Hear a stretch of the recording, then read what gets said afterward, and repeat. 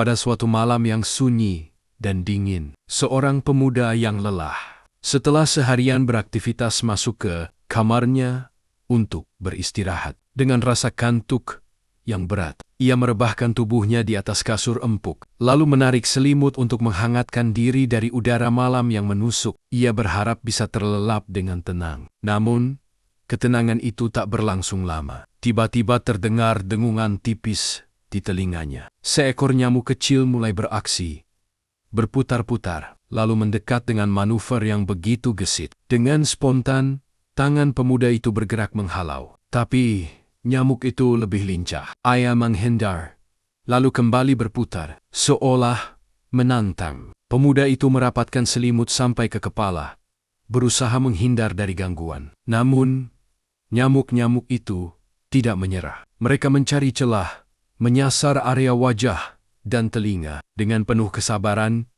nyamuk-nyamuk kecil itu terus mencoba, menunggu saat yang tepat, hingga akhirnya, ketika pemuda itu tertidur pulas, seekor nyamuk berhasil menggigit dan menghisap darahnya dengan penuh kemenangan. Di tengah rasa jengkel yang ia rasakan saat terbangun, tiba-tiba pemuda itu termenung. Ia merenungkan betapa makhluk kecil bernama nyamuk ternyata memiliki kecerdasan dan strategi yang menakjubkan. Mereka tahu kapan harus menyerang, kapan harus menghindar, bahkan kapan harus bersabar menunggu. Lalu terlintas dalam hatinya, jika seekor nyamuk saja mampu mengatur strategi hidupnya, padahal otaknya begitu kecil, bagaimana mungkin aku tidak melihat kebesaran Allah dalam penciptaannya? Allah Ta'ala berfirman, sesungguhnya Allah tidak segan membuat perumpamaan seekor nyamuk atau yang lebih kecil dari itu.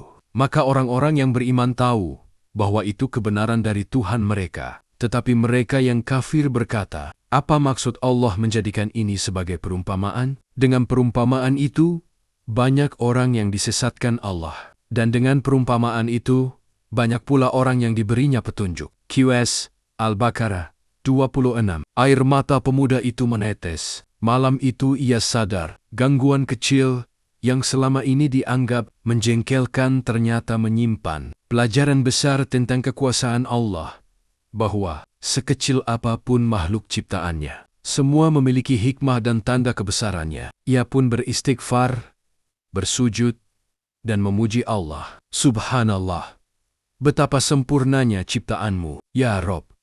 Bahkan dari seekor nyamuk, aku mendapat peringatan agar tidak lalai mengingatmu. Ia jadikan itu sebagai pengingat untuk selalu merenungi kebesaran Sang Pencipta.